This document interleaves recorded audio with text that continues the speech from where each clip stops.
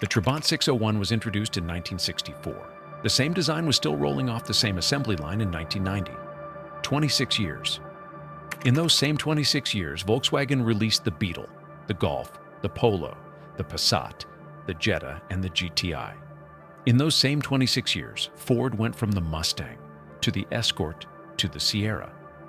In those same 26 years, the Japanese automobile industry went from a curiosity to a conquest, rewriting every assumption the Western world had about what a car could cost and how long it could run.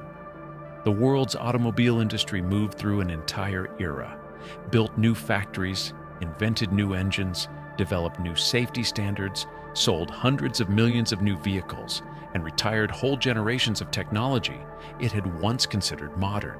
And the factory in Zwickau kept building the same car. His name was Werner Lang. He was the man in Zwickau who knew this, a man who had designed the car, who understood exactly what it was and exactly what it was not, and who spent 3 decades sitting in the factory that built it, writing proposals for what should replace it, and watching those proposals disappear into a planning bureaucracy that had no mechanism for saying no directly, and therefore simply never said yes. He was born in the Erzgebirge Mountains, south of Zwickau, in a village called Bermsgrün, in 1922. He studied engineering at the technical school in Zwickau, deserted from the Wehrmacht in 1944 to fight with the Italian partisans, came home to a country that had been split in half by the war he had refused to finish, and went to work in the same factory where August Horsch had once built the finest automobiles in Germany. He built something different. He built the car the state required. He built the Trabant, and he spent the rest of his working life trying to replace it and failing. Because the state that required the car did not require it to be better. It required it to be identical. And identical in the planned economy of the German Democratic Republic was not a failure of ambition. It was the point. The Trabant 601 had no fuel gauge, not in 1964, not in 1975, not in 1989, when it was still in production. A driver measured the fuel level with a dipstick, a thin metal rod inserted through the cap of the tank, the way a farmer checks the oil in a tractor. The petrol tank sat above the engine, mounted at the front of the car, and fuel trickled down into the engine by gravity, because there was no fuel pump.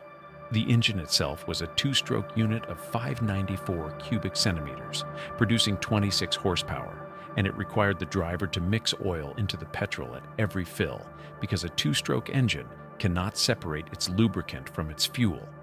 You did not simply fill the tank. You mixed the oil, poured it in, replaced the cap, checked the dipstick. Then you drove. At a top speed, if the road was flat and the conditions favorable, of around 107 kilometers per hour. A modern riding lawnmower produces 30 horsepower. A modern lawn tractor reaches speeds of 15 kilometers per hour. The Trabant was faster, not by as much as you might hope. None of this was remarkable by the standards of 1957 when the car was first designed. A great many cars of that era had 2-stroke engines and primitive fuel systems and modest power outputs. What was remarkable, and what passed from remarkable into something that requires a different word entirely, was that none of it changed. The designers expected the Trabant to be replaced by 1967. It was not replaced. Proposals for successors were drafted and submitted through the 1960s, through the 1970s, through the 1980s. The proposals were received. The proposals were reviewed. The proposals were not approved. The car that was supposed to last a decade lasted 3 of them, unchanged at its core, because the system that owned the factory had made a decision so quiet and so total that it barely needed to be stated. Identical was the same as equal, and equal was the same as good enough. And it was not, in the end, anyone's particular job to say otherwise. This is the story of what happens when a factory builds the same thing, in the same way, for the same reasons, for 28 years. And then the world it was built for ceases to exist overnight. It is the story of Zwickau, a city whose entire identity was organized around a car that its own engineers knew was obsolete. It is the story of Werner Lang, the man who designed that car and spent his career trying to kill it.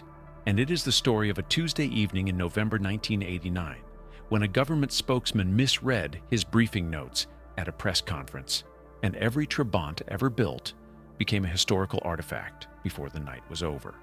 To understand what Zwickau lost in 1991, you have to understand what Zwickau was before the wall went up and the planning committees took over.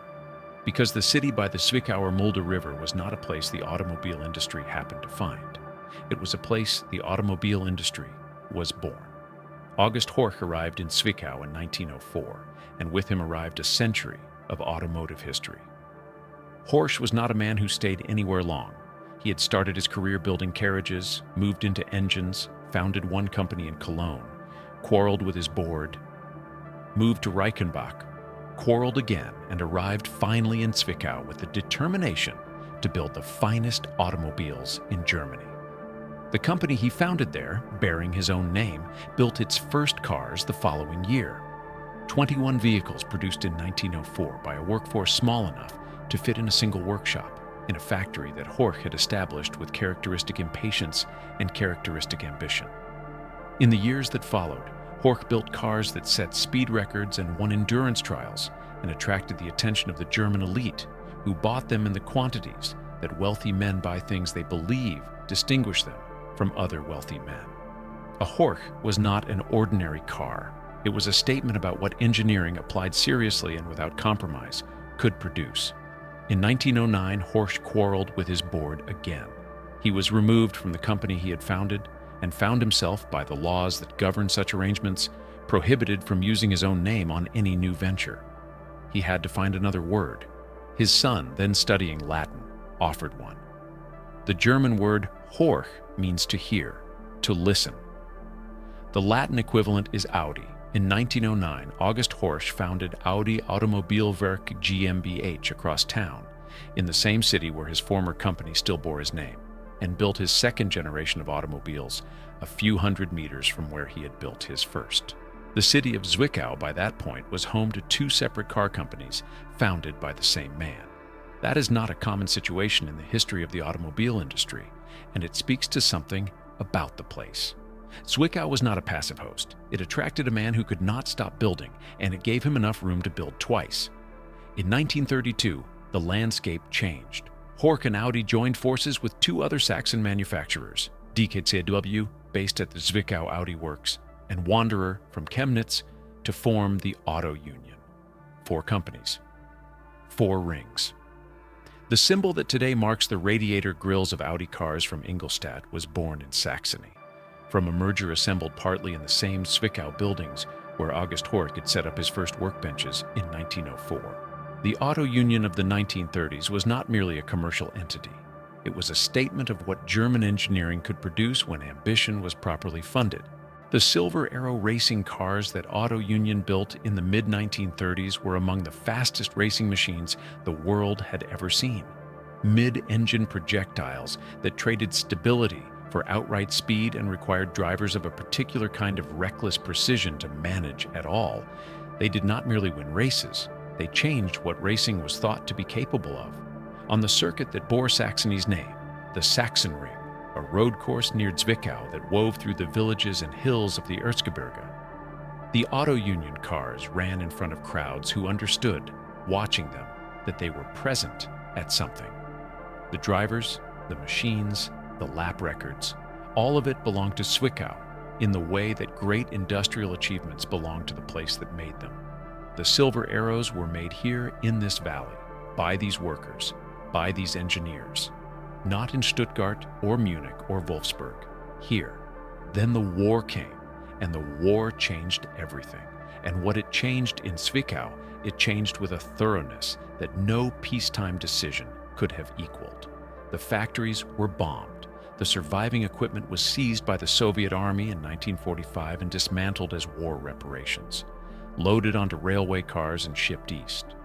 Auto Union AG was struck from the commercial register in August 1948. The company that had built the Silver Arrows, that had employed the engineers who knew how to make a car go faster than anything else on Earth, ceased to exist as a legal entity.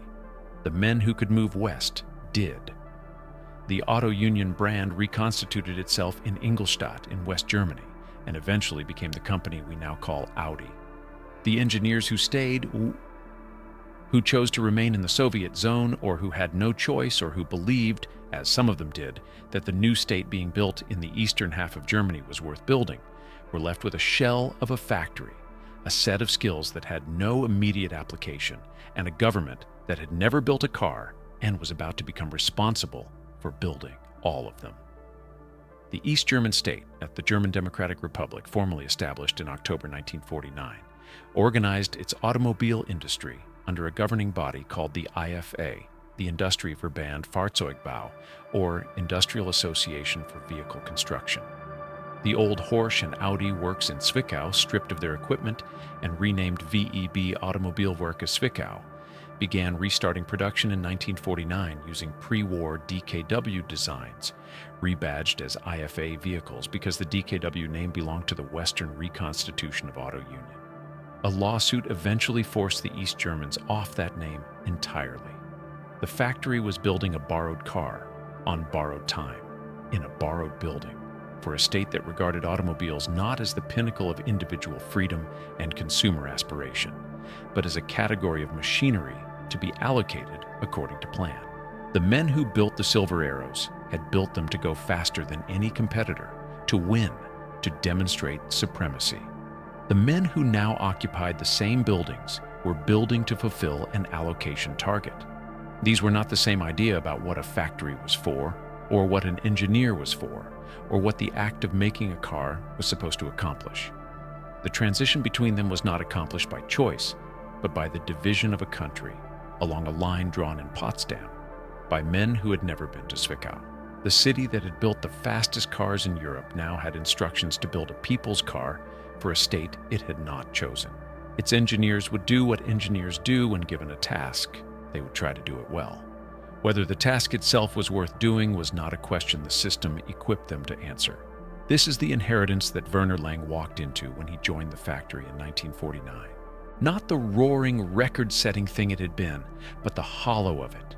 The buildings, the workers, the skills, the pride that comes from having once built something remarkable, and the bleak administrative fact that the men who held the decisions were no longer in Zwickau.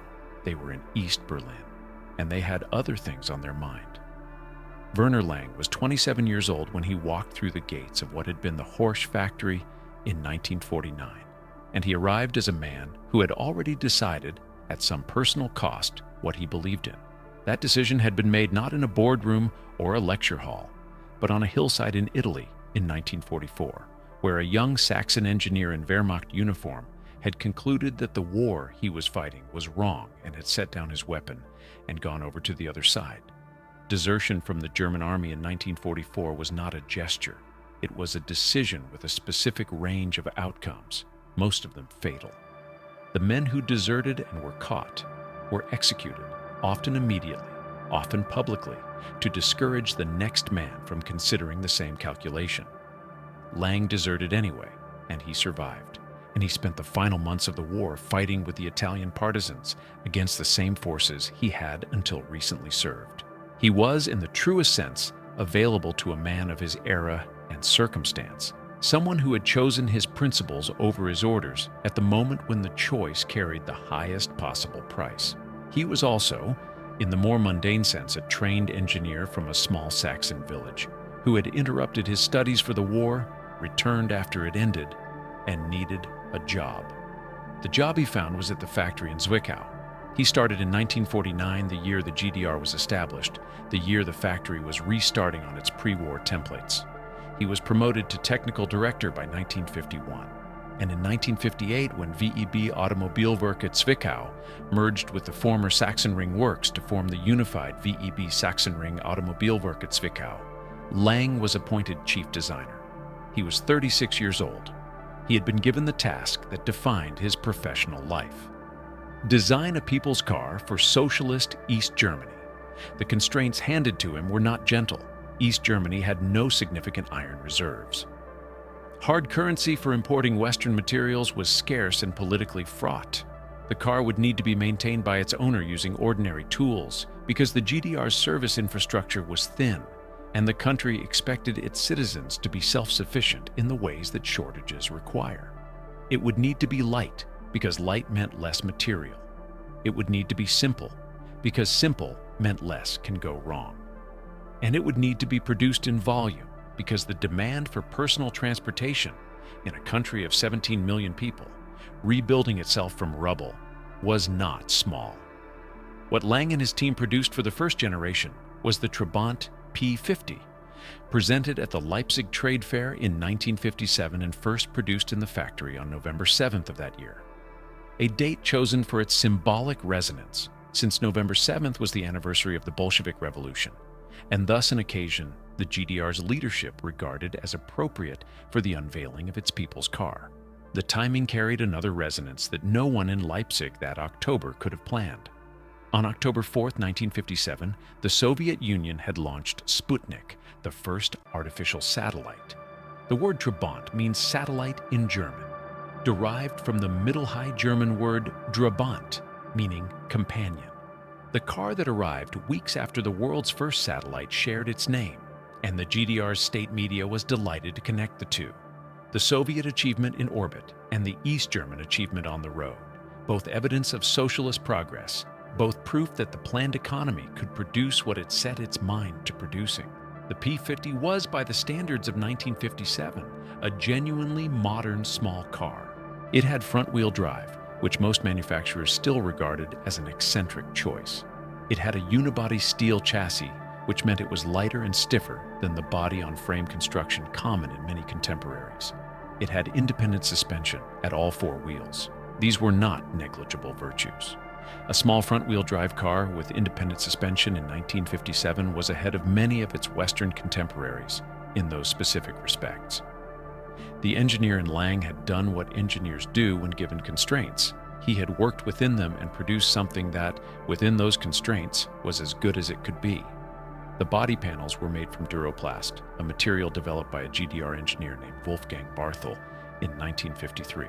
Duroplast was a composite thermosetting plastic, a cousin of formica and bakelite, reinforced with cotton fibers from Soviet textile mills and bonded with phenol resins from East Germany's dye industry. The GDR had no steel to spare for car bodies. Duroplast was the answer to that shortage. Lightweight, rust-proof, pressable in molds, like steel panels, patchable with household tools. It was also, as the world would not fully understand until 20 years after production ended, impossible to recycle. Burning it produced toxic fumes. It could not be melted down.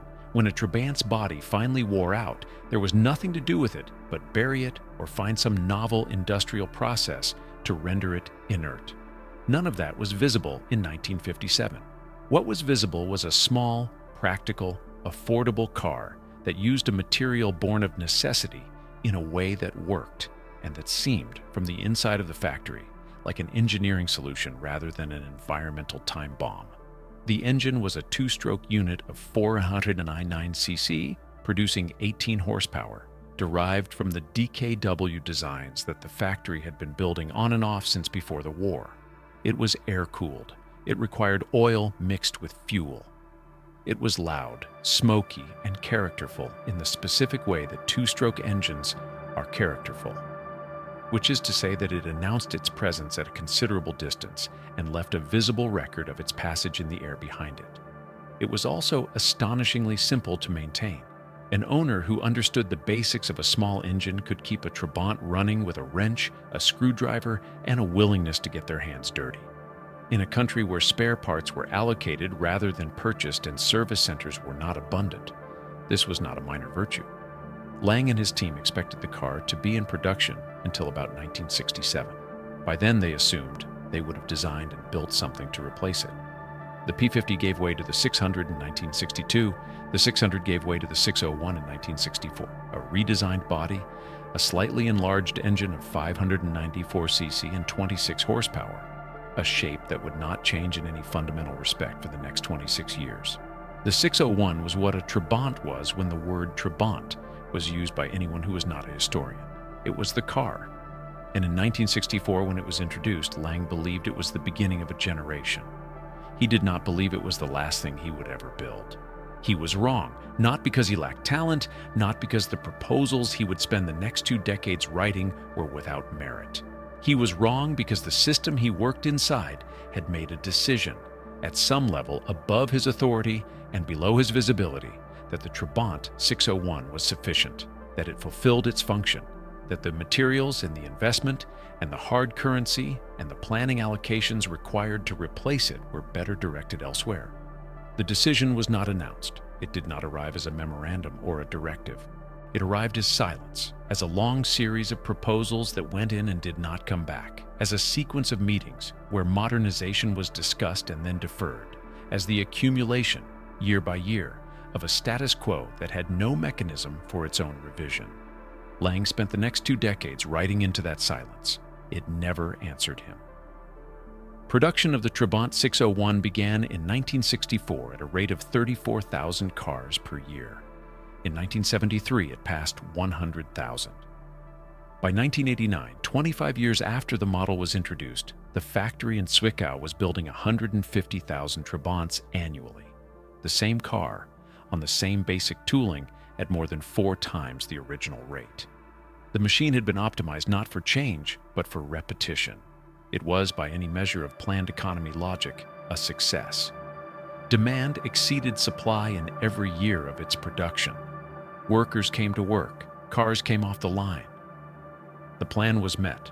What more could a socialist automobile factory be asked to produce?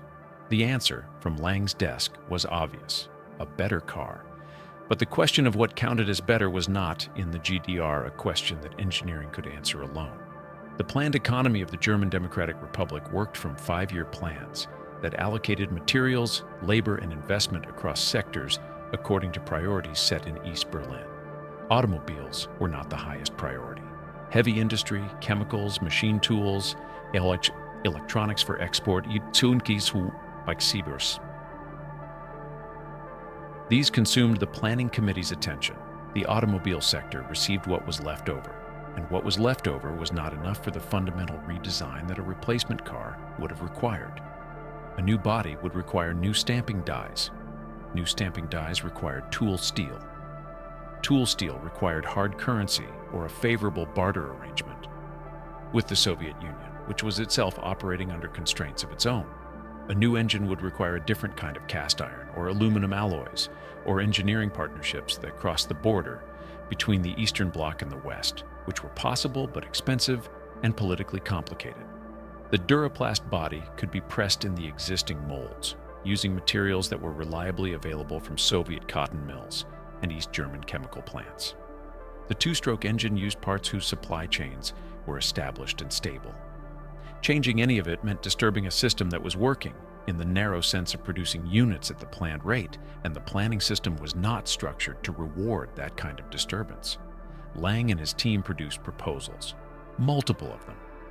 What became known as the 603 project, a modern replacement for the 601, with a more powerful 4-stroke engine and a contemporarily styled body, was developed through the late 1960s and early 1970s with enough seriousness that prototype vehicles were built.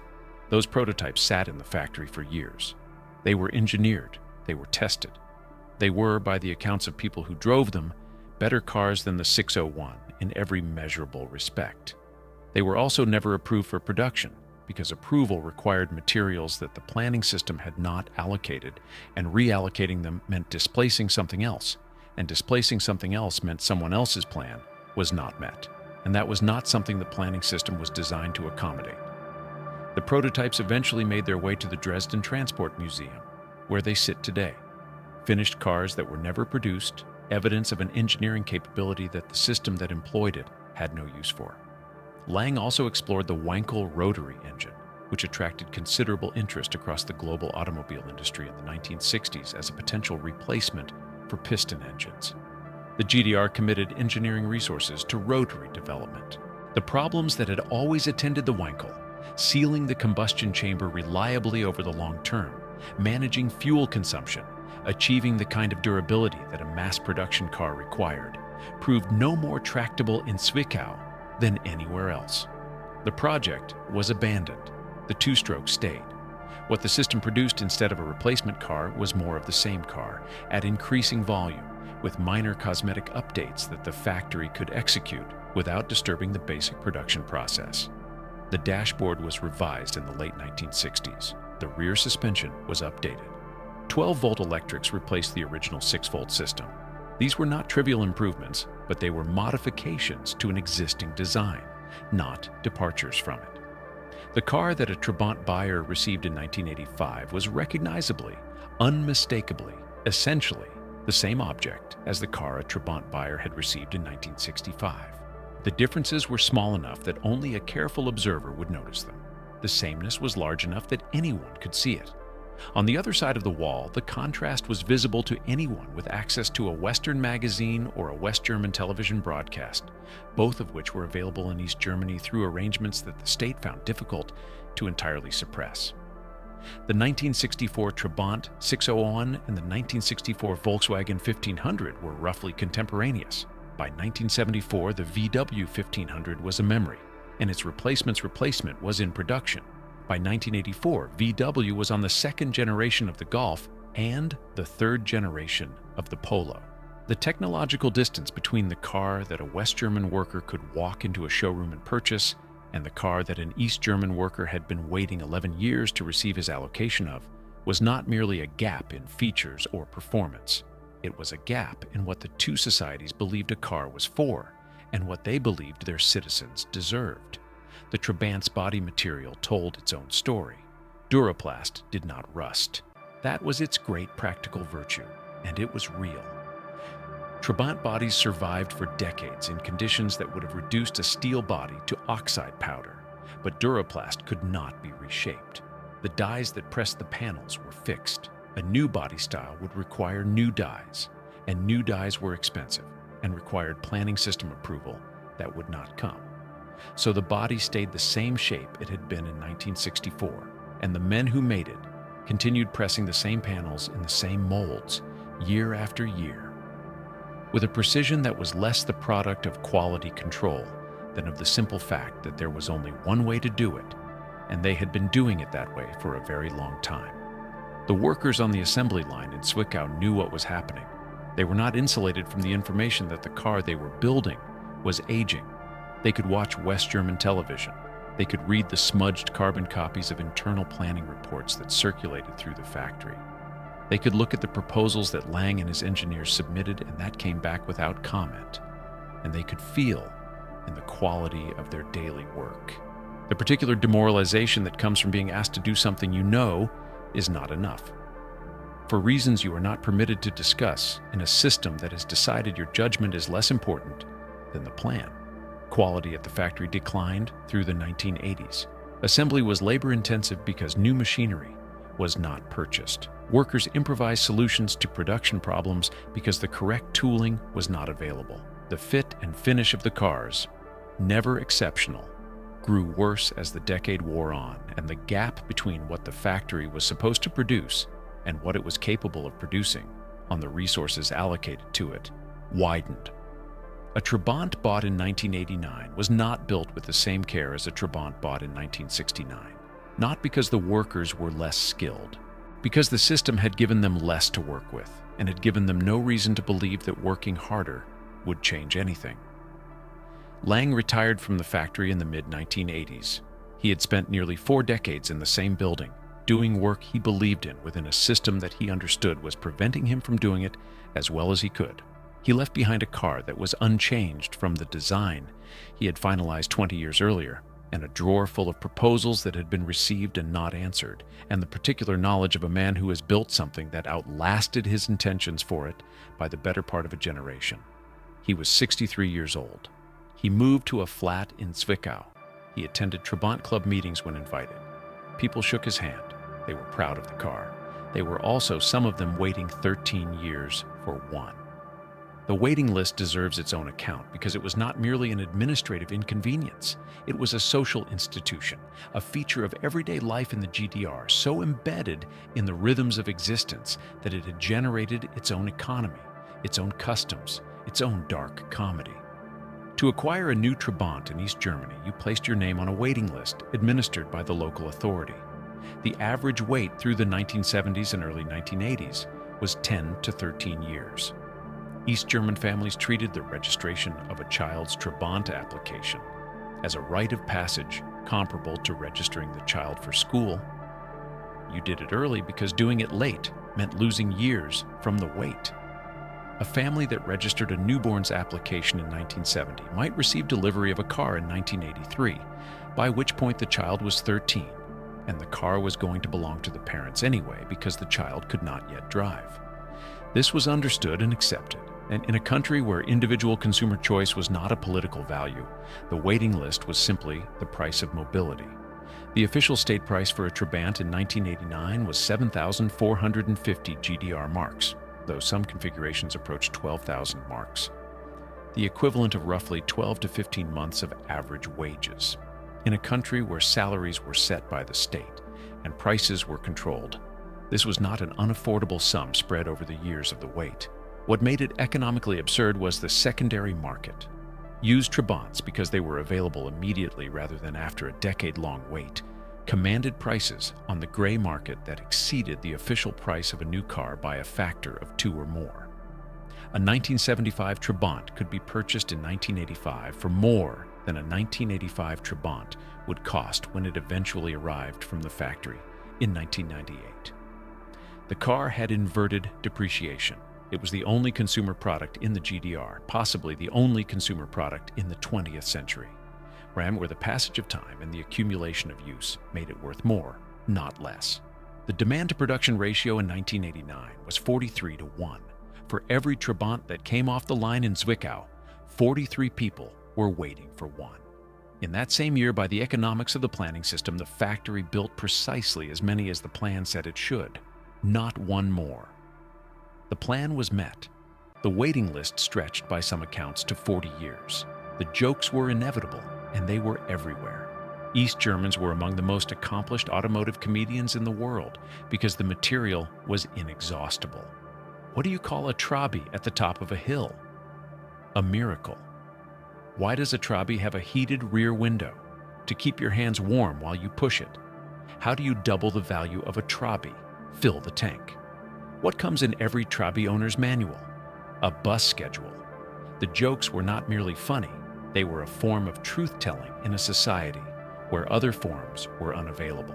Every joke about the Trabant was also a joke about the system that produced it.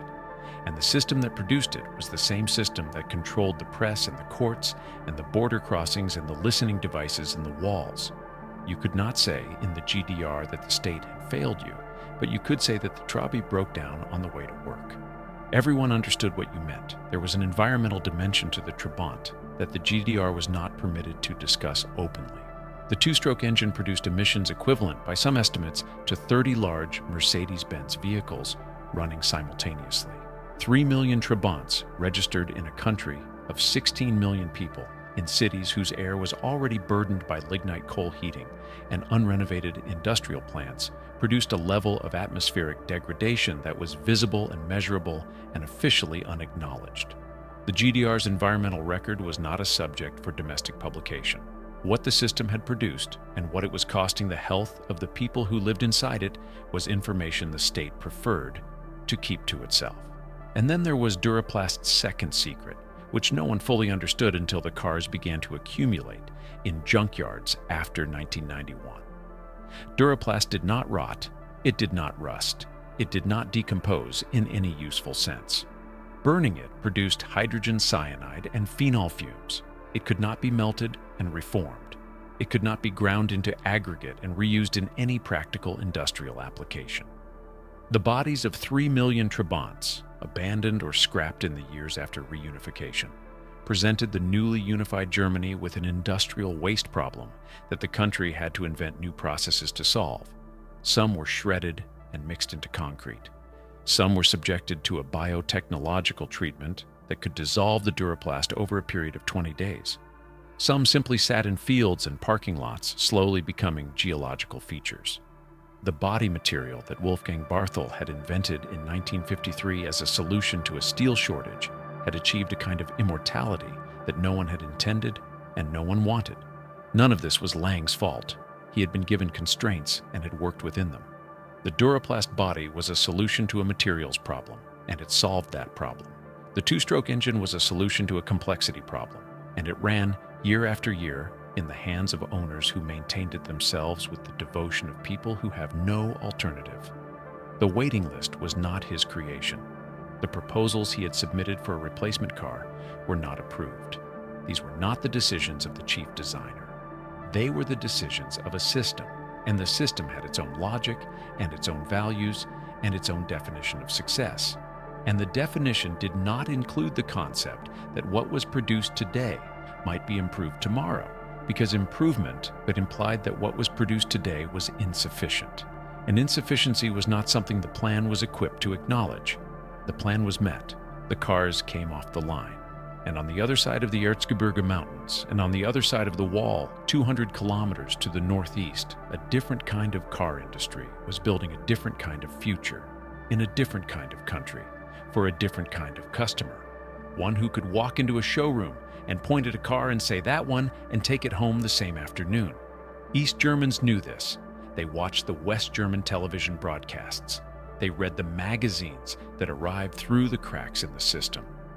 They waited their 13 years and received their Trabant, and understood, the day they drove it off the allocation point, exactly how wide the distance was between the car they had been given and the car they had been watching their neighbors in the West drive for the last decade. They drove it anyway. They had no choice. And they maintained it, and repaired it, and passed the repair manual to their children as a kind of inheritance, and waited to see what would come next. What came next, when it came all at once. The name deserves its own moment, because the name is the first and most compressed absurdity in a story that contains many. Trabant, the German word for satellite, a companion body in orbit. A moon. The name was chosen in October 1957, weeks after the Soviet Union launched Sputnik, the first artificial satellite, a shining sphere the size of a beach ball, broadcasting its radio pulse from 200 kilometers above the Earth to a world that had not known such a thing was possible. The GDR's state media was delighted by the conjunction.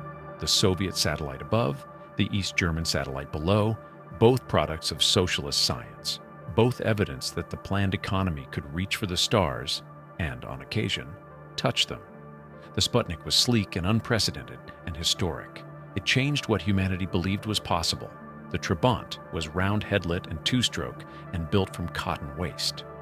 It changed in no fundamental respect for the next 33 years. The name remained. The irony accumulated. Consider what it meant to actually own a Trabant, not to wait for one, but to have one. To have your name finally reached on the list and the allocation confirmed and the car delivered.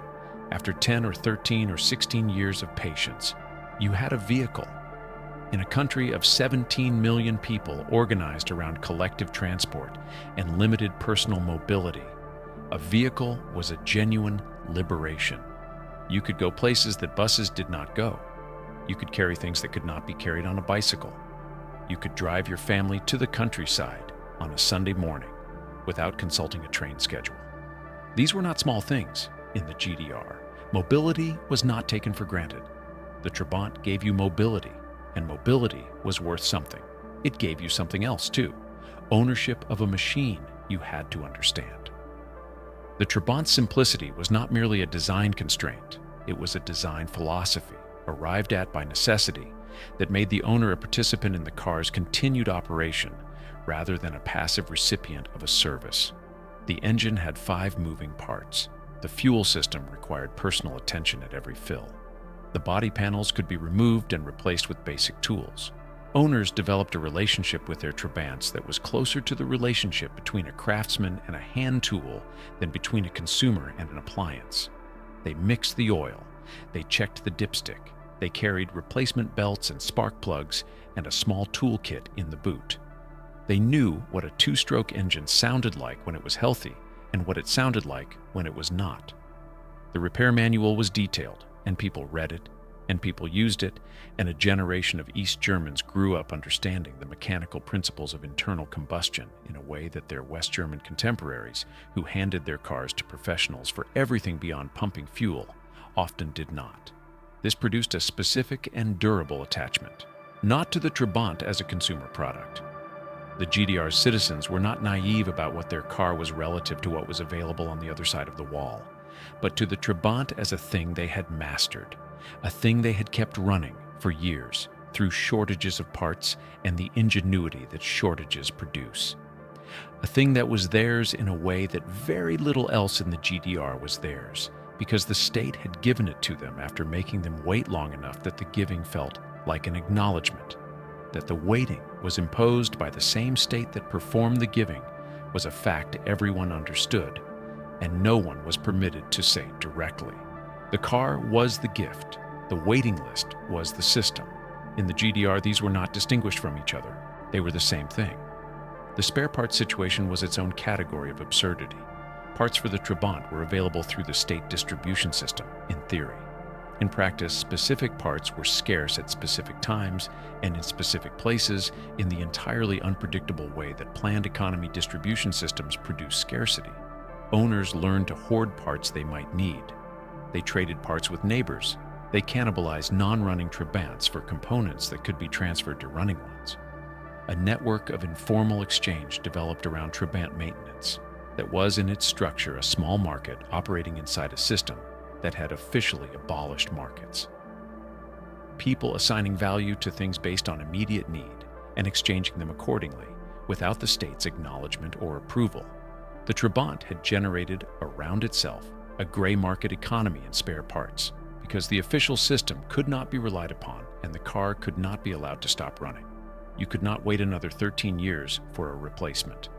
The secondary market in waiting list positions added another layer. A slot on the Trabant waiting list was, in legal terms, transferable within a family. In informal terms, it was transferable to anyone willing to pay. People sold waiting list positions. The price of a position depended on how many years remained on the wait. A position with 4 years left was more valuable than a position with 12. Families held these positions as assets, discussed them in wills, passed them to children who were approaching driving age. The GDR had created, without intending to, a futures market in mobility. It was the kind of thing that would have embarrassed the planning committee if anyone had described it to them in those terms. It was also the only rational response to a situation in which the official price of a consumer good bore no relationship to the actual waiting time required to obtain it. Markets appear wherever scarcity and desire meet. The GDR had abolished markets on paper. On the ground, the Trabant waiting list was a market. People behaved accordingly. By 1989, the depth of the economic crisis was evident in the numbers. The official waiting list had stretched in the GDR's collapsing final years to a reported 40 years in some areas. A person registering for a Trabant in 1989 was told they might receive their allocation in 2029. By 1989, the car being offered for delivery in 2029 was a design from 1964. In 2029, the car would be 65 years old and unchanged. The planning system, in its terminal phase, was offering its citizens a promise to deliver 4 decades hence a product it had not been able to improve in the preceding quarter century. No one who heard this number needed a political education to understand what it meant about the health of the system making the promise. The system that could not produce a new car in 25 years was promising to deliver the old one in 40 more. The arithmetic was not encouraging. Werner Lang, watching from his retirement in Zwickau, had understood the system's health for years. He had spent his career inside it, and he knew where the proposals went and why they went nowhere. He also knew, in the way that engineers know things about the relationship between what they designed and what was actually produced, that the car coming off the line in 1989 was not the car he had finished designing in 1964. The degradation was not of concept, but of execution. The fit and finish problems, the assembly inconsistencies, the parts that were close enough but not quite right because the alternative was no parts at all. The Trabant he had designed was a competent solution to a specific set of constraints. The Trabant being built in Zwickau in the late 1980s was that solution, worn down by a quarter century of underinvestment, held together by the institutional knowledge of workers who had been doing the same thing so long they no longer needed to think about it. The knowledge was real. The product it produced was declining. He had been invited to Trabant Club meetings, and he attended them. and the people who had waited 13 years and then driven their cars for another 20 years shook his hand and thanked him. He accepted their thanks with the careful dignity of a man who knows that the thing he is being thanked for is more complicated than the thanking implies. He had built a car that worked. It had worked for 30 years. He had spent those 30 years trying to replace it. He was thanked for the car, not for the trying. This is approximately what he had expected. The jokes were inevitable, and they were everywhere. East Germans were among the most accomplished automotive comedians in the world because the material was inexhaustible. What do you call a Trabi at the top of a hill? A miracle. Why does a Trabi have a heated rear window? To keep your hands warm while you push it. How do you double the value of a Trabi? Fill the tank. What comes in every Trabi owner's manual? A bus schedule. How do you know a Trabant is about to overtake you? You hear it before you see it, and you smell it before you hear it. The jokes were not merely funny. They were a form of truth-telling in a society where other forms were unavailable. Every joke about the Trabant was also a joke about the system that produced it, and the system that produced it was the same system that controlled the press and the courts and the border crossings and the listening devices in the walls. You could not say in the GDR that the state had failed you, but you could say that the Trabi broke down on the way to work. Everyone understood what you meant.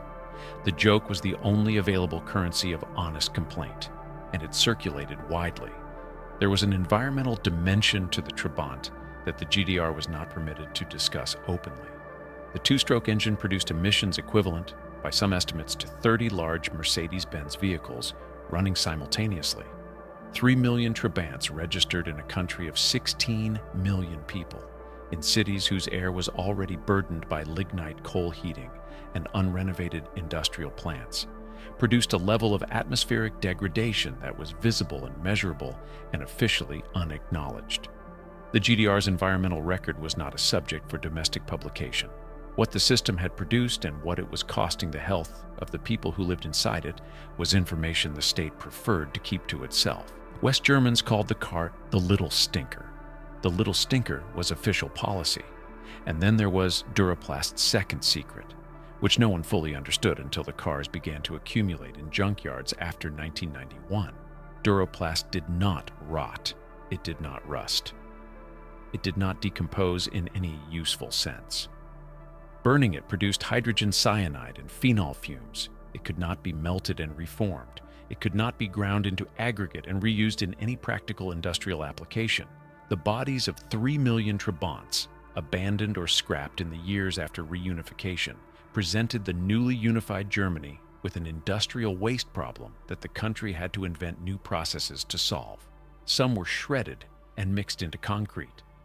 Some were subjected to a biotechnological treatment that could dissolve the Duraplast over a period of 20 days. Some simply sat in fields and parking lots, slowly becoming geological features. The material that Wolfgang Barthel had invented in 1953 as a solution to a steel shortage had achieved a kind of immortality that no one had intended and no one wanted. The body panels that would not rust were also the body panels that would not go away. The GDR had built 3 million cars from a material that the Earth could not absorb. When the GDR was gone, the Earth still had to deal with them. The engineers who designed the Trabant's successors had known all of this. The prototypes sitting in the Dresden Transport Museum were designed with steel bodies, 4-stroke engines, modern fuel systems. They were better cars by every measure that matters. They existed, they had been driven, their performance was documented. They were sitting in a museum rather than on a production line, because the system that employed the people who designed them had decided, each time the question was put, that the materials required were unavailable, the investment unjustified, the disruption to the existing plan unacceptable. The planning system's refusal to replace the Trabant was not a failure of engineering. It was a failure of decision-making.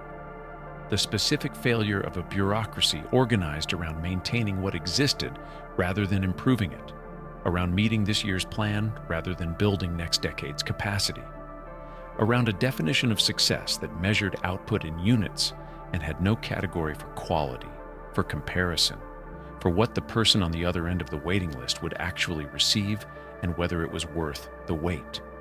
Werner Lang understood this. He had filed the proposals. He had read the non-answers. He had watched the prototypes go to the museum.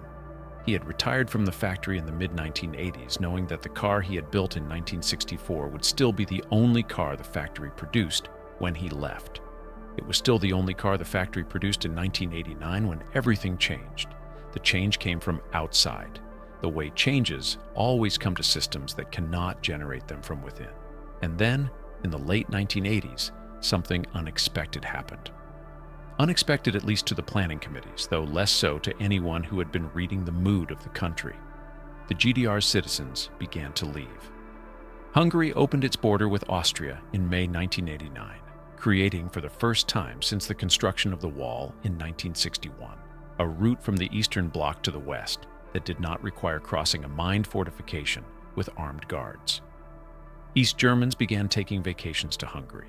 They began not coming back. Thousands of them made their way through Hungary to Austria and then to West Germany, where they were welcomed under a legal framework that treated all Germans as German citizens, regardless of which side of the wall they had been born on.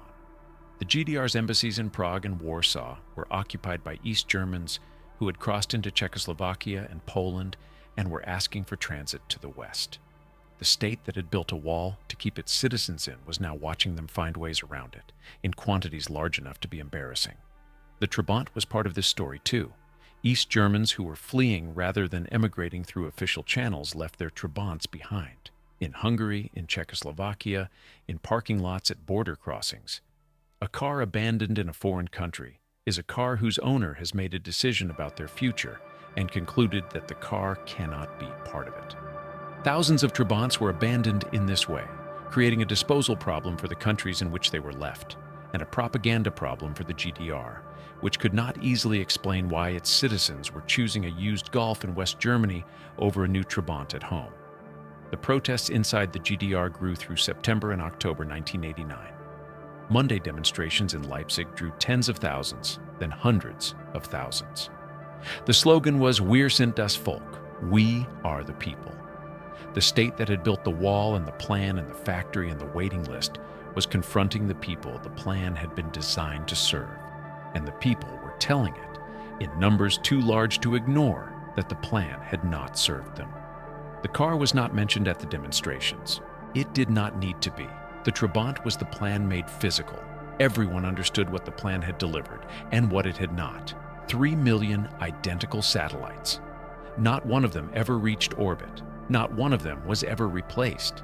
The system that built them had perfected the art of producing what it had always produced, at exactly the volume it had always planned, in exactly the way it had always worked, and it called this achievement. The word for what it actually was would arrive in a single evening from a podium in East Berlin on a Tuesday in November. Mid-roll CTA placement, insert here. On the evening of November 9, 1989, a SED official named Günter Schabowski sat down at a press conference in East Berlin with a set of notes he had not fully read. The notes described a new policy that would allow East Germans to apply for exit visas. Schabowski had not attended the meeting at which the policy was finalized. He did not know that it was intended to take effect the following morning after the appropriate bureaucratic preparation. He read his notes. When a reporter asked when the new policy would take effect, Schabowski looked at the paper. He paused. "Immediately," he said, "without delay." The broadcast went out. The phones rang. People turned on the television. By 9 in the evening, crowds were gathering at every border crossing in Berlin. The guards called their superiors. Their superiors called their superiors. No one was willing to give the order to use lethal force against crowds of unarmed citizens, exercising a right their own government had, an hour earlier, announced on television. The gates opened. The Bornholmer crossing went first at around 11:30 in the evening, when the crowd had grown large enough that the guards simply stepped aside. Within minutes, Trabants were crossing. A resident of the western checkpoint town of Helmstedt, near the Autobahn crossing at Marienborn, remembered the moment before he saw anything. "We were walking near the border when we smelled what could only be two-stroke engines. Before the cars were visible in the darkness, their characteristic exhaust was detectable, The particular Swedish chemical smell of oil burned in a two-stroke combustion chamber, hanging in the November air of a German night that had just changed in every way that a night can change. Then the cars came through. Small, plastic, round-eyed, trailing their smoke, carrying people who were crying and laughing at the same time, who leaned out of windows and waved at strangers on the roadside, who had waited 13 years for this car and would spend the next several weeks discovering that they could now trade it for something better. West Berliners lined the streets. People embraced strangers. Champagne appeared from apartments. A border that had killed at least 140 people for the act of approaching it was now a place where people walked through freely, in crowds, holding bottles and weeping. The Trabants kept coming. Through Bornholmer Strasse, through Checkpoint Charlie, through every crossing point along the inner German border, as the news spread through the night and the guards at crossing after crossing made the same decision the Bornholmer Strasse guards had made. The crowds were too large. The orders were unclear. No one in the chain of command wanted to be the person who had ordered the shooting. The gates opened, one by one, and the smell of two-stroke exhaust filled the West Berlin night, in a way it never had before and would never again. What happened to the Trabants in the West tells you everything about the moment and about the car. Some ran out of fuel because West German filling stations did not carry the two-stroke oil required to mix into the tank. The owners of these cars had to push them, or find someone with the right oil, or simply leave them by the roadside in the West. In what became a specific and widely photographed image of the transition, abandoned Trabants on West German autobahns, looking small and slightly forlorn beside the traffic that flowed around them. Some owners kept their cars for years through loyalty or sentiment, or the peculiar attachment that forms around a machine you have maintained yourself in difficult conditions. Some traded them almost immediately for second-hand Golfs and Polos, a transaction that left the East German owner substantially better off in automotive terms and left the West German with a machine that required a maintenance education they had not anticipated. A few West Germans paid cash for Trabants on the first night, drawn by the history of the object and by the novelty of owning something from the other side of a wall that had just ceased to matter. They would spend the following years learning about two-stroke oil and dipsticks and what a healthy two-stroke engine sounds like compared to one that is about to stop. Within weeks, the Trabant had begun its transition from symbol of oppression to symbol of liberation. The image of the convoy at the checkpoints, small, determined, smoke-trailing, unstoppable, was broadcast on every television news service in the world and entered the permanent visual vocabulary of the 20th century's end. Time magazine, Newsweek, the BBC, American Network News. The same footage, the same round headlights, the same blue-gray exhaust rising into the floodlights of the crossing points. A 26-horsepower plastic car from 1964 had become the face of one of the most significant political events since the Second World War. Nothing in the marketing histories of Volkswagen or Mercedes or BMW, no campaign, no product launch, no carefully staged reveal, produced an association between a car and a historical moment as complete or as immediate as the one the Trabant acquired on November 9, 1989. In the history of the automobile, there is no other moment when the image of a specific car became, overnight and permanently, the image of an entire political era ending. Not the VW Beetle, which became a symbol of post-war prosperity over decades of gradual association. Not the Citroën 2CV, which carried a similar load of democratizing intention, but accumulated it slowly, in peacetime, without a specific night to anchor it. The Trabant was different. Its symbolic transformation happened in a single night, involuntarily, because it was the only car available to the people making the moment happen. Its significance was not manufactured by advertising or accumulated by cultural association. It was assigned by history in real time, because 3.5 million East Germans drove Trabants, and on November 9, 1989, they drove them through a wall. The wall painting on the East Side Gallery captures this precisely. A Trabant crashing through concrete at speed, headlights wide like eyes, the wall giving way before it. The car intact and moving forward. The painting is called Test the Best, a play on the West German advertising slogan that East Germans had watched on the television broadcasts they weren't supposed to be watching. The car that couldn't keep up with anything became the image of the thing that breaks through everything. History produces reversals like this, but rarely so complete and rarely so fast. One evening, the Trabant was the symbol of stagnation. The next morning, it was the symbol of liberation. The car had not changed. Everything around it had. The musician who understood this most immediately was Bono, whose band U2 used a crushed and gold-painted Trabant as part of the visual language of the Zoo TV tour that began in 1992, and whose album Achtung Baby, released in November 1991, featured a Trabant on its cover. The album was recorded in part in Berlin, in the months after the wall came down, and it was concerned with transformation and the particular vertigo of a world that had changed too fast to process. A Trabant on the cover was not decorative. It was a statement about what the 20th century had produced and what had just been abandoned, and what the new era would need to figure out about itself, beginning with whether the things that were being left behind were worth mourning. The morning of November 10th, Zwickau woke up in a different world. Everyone who worked in the factory knew what the images on television meant. The GDR was over. The Trabant was obsolete. The question was not whether the factory would close, but when, and what would replace it. Volkswagen had been watching. In the final months of the GDR's existence, VW had been in discussions with IFA about fitting Trabants with VW engines. The Trabant 1.1, introduced in May 1990 at the Mosel facility on the outskirts of Zwickau, carried a 1043 cc four-stroke four-cylinder engine built under VW license, producing 45 horsepower. It was quieter. It was cleaner. It did not require oil mixed with fuel. Nobody wanted it. East Germans who could now walk into a West German dealership were not interested in the improved version of the car they had spent their lives waiting for. The 1.1 sold 39,474 units in total. The people who had wanted a Trabant had been waiting 13 years for one. The moment they had access to alternatives, the Trabant was no longer what they were waiting for.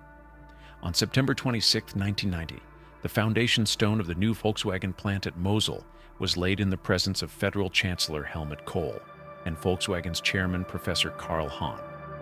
VW committed DM4 billion, well over 5 billion euros in current values. The message was plain.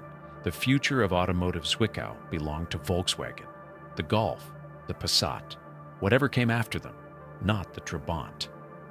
The city that the Trabant had built now had a new patron. The 18 months between November 9, 1989 and April 30, 1991 were not a gradual decline. They were a slow-motion collision between two different ideas about what a factory is and what a factory owes the city that grew up around it.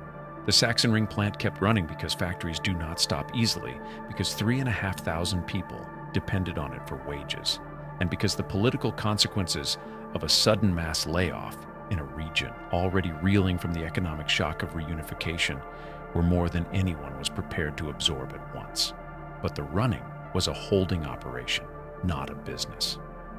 The cars being built had no market, or very nearly none. The workers who built them knew this. The managers who signed off on the production schedules knew this. Everyone involved in the final year of Trabant production was engaged in a kind of institutional pretense, maintaining the appearance of purposeful activity while the actual purpose had already ended. The first Volkswagen Golf from the new Mosel plant rolled off the line on February 15, 1991. The symbolic weight of the timing was not subtle. The car that had been the aspirational object of every East German who had watched West German television, the car they had been watching evolve through 3 generations, while their own car remained frozen in 1964, was now being built 10 kilometers from the factory where the frozen car was still, for a few more months, being produced. 2 factories in the same city, making the same point from opposite directions. One was building the future. The other was completing a past that had already ended. For the workers who remained at Sachsenring through the final months, the experience was described by those who documented it in the terms that attend any institutional death. The particular flat quality of the work when everyone knows the work is ending, the small rituals that accumulate around departure, The careful way people treat things they know they will not see again. The photographer Martin Romers documented the factory in the weeks before closure, and his photographs show workers in their ordinary positions, pushing cars along the line, working at assembly stations, checking panels, with an ordinariness that the knowledge of the endpoint made temporarily extraordinary. These were the last people doing this. The last time anyone would do this here. They were building the same car they had been building for years, in the same way, on the same equipment. The sameness was intact, only the meaning had changed. The last car was pink. It was a universal, the three-door estate body, practical, designed for families who needed to carry things. Someone had chosen pink, and the choice sits in the historical record without full explanation. Pink is not a color associated with the GDR's aesthetic preferences, which ran to institutional greens and grays and the occasionally daring beige. Pink is the color of something that is not pretending to be something else. The last Trabant did not pretend to be anything. It was pink, and it was done. And Kurt Biedenkopf, the Prime Minister of the newly re-established state of Saxony, was there. Approximately 3,600 people had gathered to watch. Workers, politicians, journalists, curious citizens, and the simply mournful. Biedenkopf spoke. Workers spoke. The car was noted as the 3,096,099th vehicle produced at the factory. The closing of the Sachsenring plant ended, as the wire services noted the same day, 100 years of independent motor vehicle manufacturing in Eastern Germany. In Zwickau, in the city where August Horsch had built his first car in 1904, where he had founded Audi in 1909, where Auto Union had built the Silver Arrows in the 1930s. The last original car came off the line, and the century closed with it. Then the plant went quiet. Not with a bang, not with ceremony beyond the ceremony already completed. The line simply stopped, and the building stood empty around it, and the workers collected their things and left. What stopped with the line was a particular kind of knowledge. The workers who built Trabants knew things about the Trabant that nobody else knew, and those things were not written down anywhere in a form that could be easily transferred. They knew how to feel when a panel was right and when it was not. They knew how to manage the two-stroke engine's particular quirks at assembly. They knew the informal adjustments that years of working with the same imprecise tooling had made necessary. This knowledge, the kind that accumulates in hands over decades of repetitive precision, was not destroyed when the factory closed. It was dispersed into retirement, into other work, into the memories of people who had spent their working lives doing something specific and now had to find something else to do. Some of it found its way to the VW plant. Most of it simply became irrelevant. The way skilled knowledge always becomes irrelevant when the thing it pertains to ceases to be produced. Zwickau changed in the years after 1991, and it changed in the ways that company towns change when the company leaves. The population fell. The city that had counted over 100,000 residents through the communist era dropped toward 90,000 and continued declining in the years that followed. Young workers followed the opportunities, which were in the West or in the VW facility, which required different skills and employed fewer people per unit produced than the Sachsenring had. The municipal government faced the challenges of a city whose economic foundation had been removed and replaced with something structurally different, a large modern plant owned by a Western corporation that made its decisions in Wolfsburg, not in Zwickau. The plant was a gain. It was also not the same kind of gain. The Sachsenring factory had been Zwickau's in a way that the VW plant was not and could not be. The distinction is difficult to articulate and important to hold. Werner Lang, 69 years old in 1991, watched the factory close from his apartment in the city where he had spent his entire professional life. He had built the car. He had spent his career trying to replace it. He had outlived the factory, the system, the country, the wall, and the waiting lists. He attended Trabant Club meetings when invited because the people who came to those meetings were the people who had driven the car he had designed, who had maintained it and repaired it and driven it for decades, and who wanted to thank him. He let them thank him. He was an engineer. He understood that what they were thanking him for was more complicated than the thanks implied. The thanks were real. The complication was also real. Both things were true. He held both. What the world made of the Trabant in the years immediately following 1989 was a kind of sentimental comedy that gradually acquired historical seriousness. The television footage of the little plastic cars rolling through the Berlin checkpoints was among the most broadcast images of the end of the Cold War. The car was on magazine covers and museum walls. The musician Bono, whose band U2 used a crushed and spray-painted Trabant as part of the visual language of the Zoo TV tour, and whose album Achtung Baby, released in November 1991 with a Trabant on its cover, was concerned with transformation and the particular vertigo of a world that had changed too fast to process. A Trabant on the album cover was not an accident. It was a statement about what the 20th century had produced and what had just been left behind, and what the new thing would need to figure out about itself. The car that could not be improved became the object that expressed the feeling of improvement. The car that the system refused to replace became the image of the replacement of the system. Werner Lang had spent his career trying to kill the Trabant. History had turned it into an icon. These were not the same achievement, and they were not reconcilable. And he lived long enough to understand that they were both true, and that he was responsible for both, and that the second one was not what he had intended when he designed the first. The Volkswagen plant in Zwickau's Mosel district covers 1,800,000 square meters, 252 soccer pitches. It employs around 8,000 people directly, with a supply network supporting tens of thousands more across Saxony. It produces approximately 200,000 vehicles per year, all of them electric. The ID3, the ID4, the ID5, the Audi Q4 e-tron, and Sportback, the Cupra Born. On June 26, 2020, the last internal combustion vehicle produced at the Zwickau plant came off the line.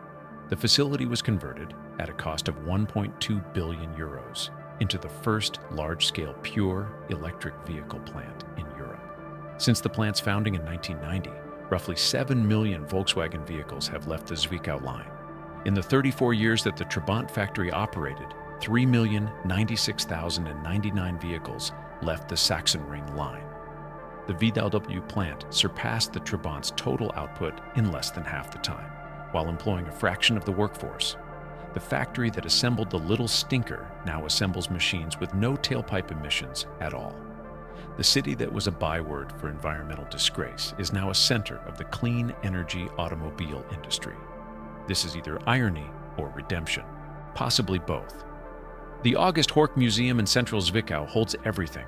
The first Horch automobiles from 1904, built by hand by a workforce small enough that August Horch knew each of their names.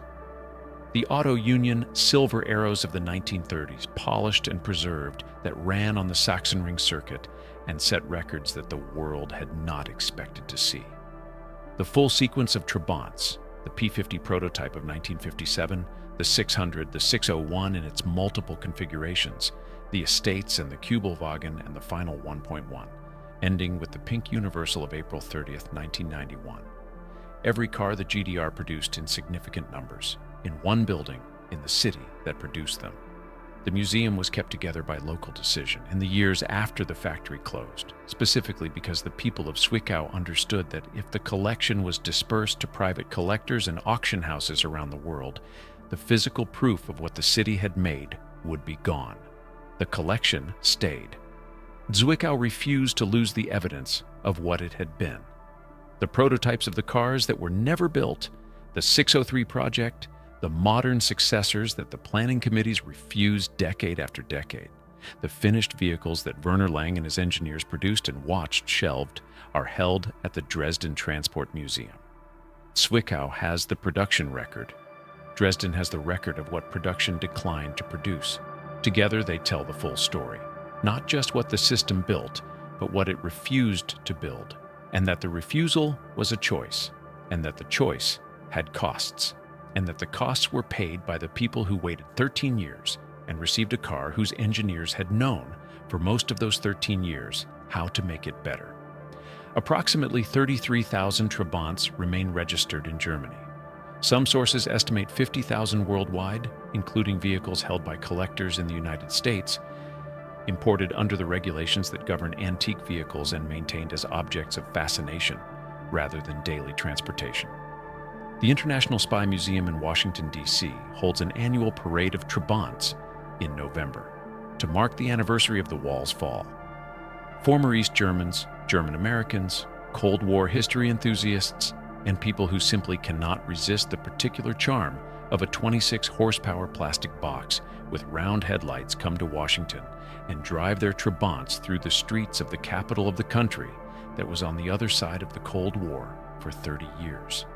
The event is attended and growing. The Trabant as cult object is more durable than anyone in 1991 would have predicted. The car is on the East Side Gallery. The car is on the U2 album cover. The car is in documentaries and museum exhibitions and historical accounts of everything from urban planning in the GDR to the sociology of consumer goods under socialism. No other car has ever made such a direct transition from the symbol of a political system to the symbol of that system's collapse in a single night, without any change to the car itself. The Trabant was the GDR in physical form, built by the state, allocated by the state, maintained by its citizens in conditions the state created, driven for decades in a country the state sealed off from the world. And then the wall came down, and the first thing through the gap was the Trabant, trailing its two-stroke smoke into the November dark, carrying people who were crying and laughing at the same time, in a car the engineers who built it had expected to replace in 1967 and hadn't been allowed to. Werner Lang died on June 17, 2013, in Zwickau at 91 years old. He had outlived the factory by 22 years, the German Democratic Republic by 23 years, the wall by 23 years. He had outlived the waiting lists and the planning committees and the Politburo and the IFA Kombinat and the two-stroke production lines and every institutional structure he had worked inside. He had not outlived the car. The car was still running, maintained by owners who mixed the oil and checked the dipstick and knew the engine the way the GDR had required them to know it. Personally, attentively, because there was no other option, and the option had become a skill, and the skill had become a relationship. He was thanked for the car at the club meetings until he could no longer attend them. He accepted the thanks with the careful dignity of a man who knows that the thing he is being thanked for is more complicated than the thanking implies, and who has made his peace with the complication, because making peace with the gap between intention and outcome is what a long life in engineering teaches you if you are paying attention. The deepest irony in the Trabant story is not that it lasted too long. It is that the car Werner Lang designed in 1964 was, by the standards of 1957 when the design process began, genuinely modern, and that the system which produced it then prevented it from becoming more modern for the next 26 years, and that this prevention was written so legibly in every dipstick-checked tank and every two-stroke exhaust cloud and every joke about the heated rear window that when the system finally fell, the car was there to mark the moment. The Trabant was the proof of what the plan had cost, not because it was a bad car, but because it had been refused the chance to become a better one. And the refusal was visible to everyone who drew the comparison. And in the GDR, in the final decade, everyone was drawing it on the evidence of the West German television programs they were not supposed to be watching, in the light of which the 601, unchanged since 1964, was impossible to regard, without understanding what it cost to have nothing else to drive. The factory by the river in Zwickau builds electric cars now. The people who come to work there drive through the same city that August Horch arrived in with his ambitions in 1904, past the museum that holds the silver arrows and the Trabants, and the century of things built and unmade in Saxon soil, to a plant that is producing the future of European mobility in the same valley where Werner Lang once filed proposals for a car that was never built. His proposals are in the historical record somewhere.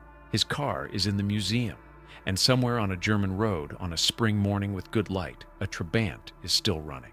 Its owner mixed the oil into the petrol before departure, the way you do with a two-stroke, the way the GDR required, the way 30 years of waiting and owning and maintaining made second nature. He checked the tank with a dipstick. He turned the key, and the engine fired in its particular way. That specific sound, that specific smell, that specific record of an era that decided identical was good enough.